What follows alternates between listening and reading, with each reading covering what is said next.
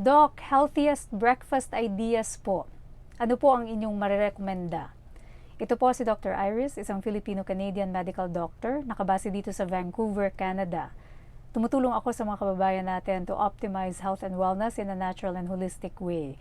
And marami tayong pamamaraan ng pagtulong, mga libreng Zoom meets, mga libreng konsultasyon, lalo na sa mga hindi maka-afford ng mga online low-carb doctors, mga libre pong mga broadcasts, Q&A, kung saan nagtatanong kayo, sinasagot ko yung mga katanungan ninyo. And also, lalo na yung mga libre nating workshops and training programs.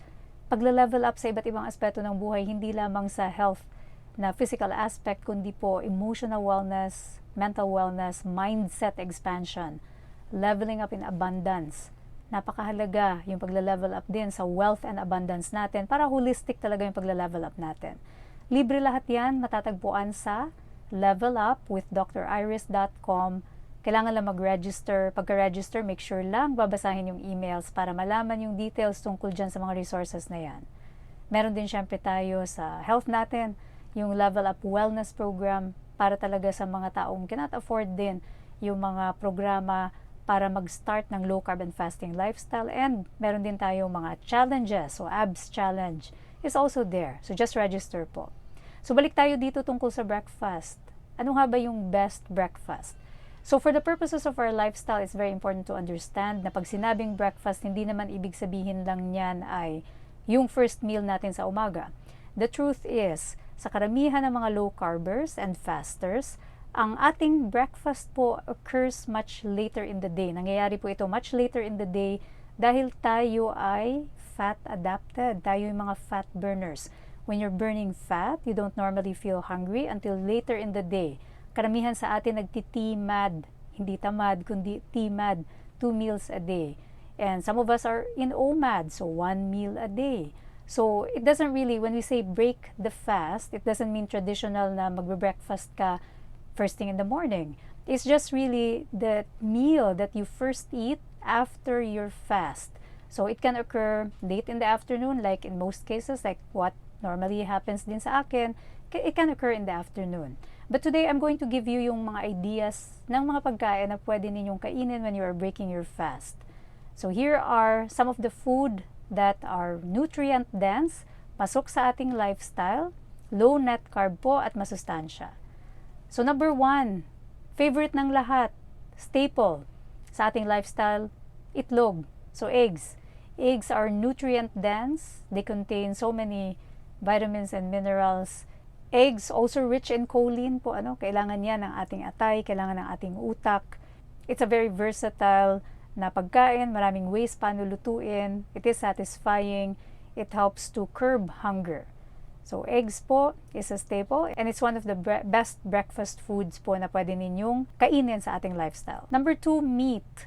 Mas maganda kung hindi processed, so it can be something that you yourself do or create or make. So for example, slices of beef or chicken or pork, and kayo na po ang magsi-season, kayo na ang mag-cure.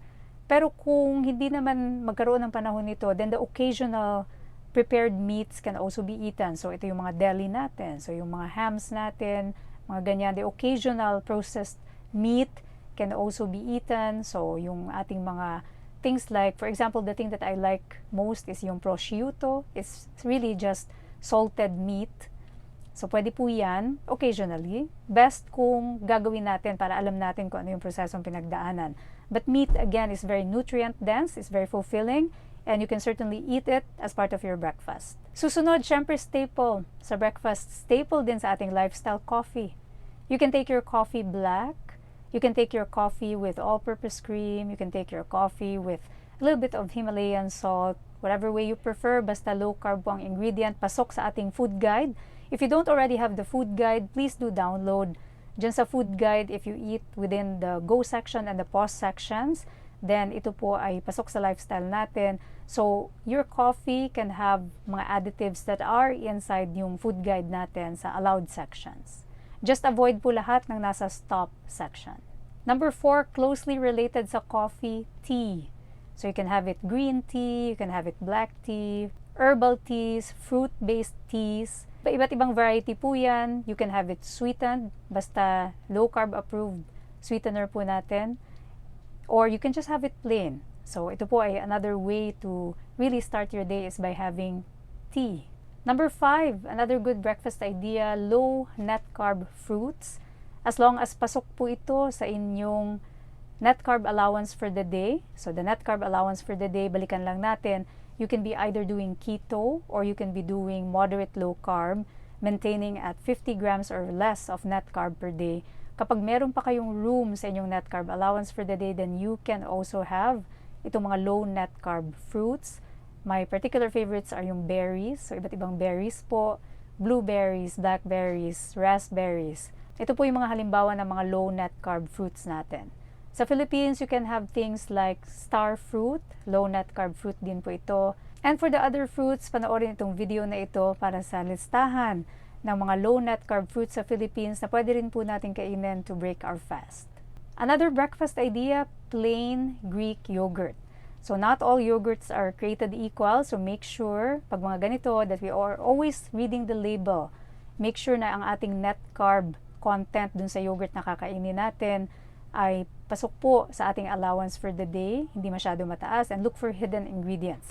But when you're eating plain Greek yogurt, normally, mababa ang asukal niyan at wala siya masyado talaga mga ibang ingredients. So, pasok siya sa ating lifestyle. Next up, another favorite of mine, cottage cheese. Sa mga iba pong nakaka-tolerate, not everyone can tolerate cheeses, but if you can, then cheese is another great breakfast idea. Ang particular na gusto ko is cottage cheese. I also like feta cheese. So, it depends on your own personal taste, preference. Ito po ay usually mataas ang protein and usually mababa ang net carb content. It's also very fulfilling, very satisfying. So cheese is another great idea for breakfast. Another staple ng lifestyle natin, a great source of fat and soluble fiber, avocado. Sino naman ang makakahindi sa avocado? So avocados are very versatile. Again, pasok na pasok sa ating lifestyle. It adds a bit of variety po, texture sa ating pagkain din. So, maganda na isama sa ating breakfast idea for low-carb lifestyle. And last but not the least, another idea for breakfast, fish. Iba't ibang uri. It can be smoked salmon, which is one of my particular favorites, or it can be something like sardines. Best kung kayo ang gagawa, pero kung hindi naman, the occasional na processed, yung ready-made na, can be eaten. Pero again, fish is another source of, especially the fatty fish po, great source of fats and proteins, and again, nutrient dense. So, masarap din po. Nagbibigay ng kakaibang variety sa ating breakfast regimen. So, maaari tayong magkaroon ng cycling between all these different na mga ideas na na-mention ko, and pag sinama natin yung fish, then it adds variety. So, yan po yung mga breakfast ideas na pasok sa ating lifestyle. Yes, breakfast is important, pero sa lifestyle natin we take it in the context of the timing. So, hindi kailangan yan kainin first thing in the morning. You can have your breakfast doon sa time na nagsisignal na talaga yung body mo as a fat-adapted individual po, when your body is signaling that it's hungry, that's the time you eat. And in most cases nga, dahil po tayo ay mga fat burners, this can occur much later in the day. So, as long as alam po natin yung basic foundation ng paglo-low carb and fasting, alam natin that we should eat within our net carb allowance for the day and that we should eat foods that are not highly insulin stimulating, then we can certainly mix and match itong breakfast ideas natin and still be able to maintain itong lifestyle natin. Kung kailangan ng extra gabay, join our various communities. Kung kailangan ako makausap, Zoom meets. Kung kailangan ng program ko, register lang. levelupwithdriris.com. I'm always wishing you holistic wellness. Stay healthy and stay low carb.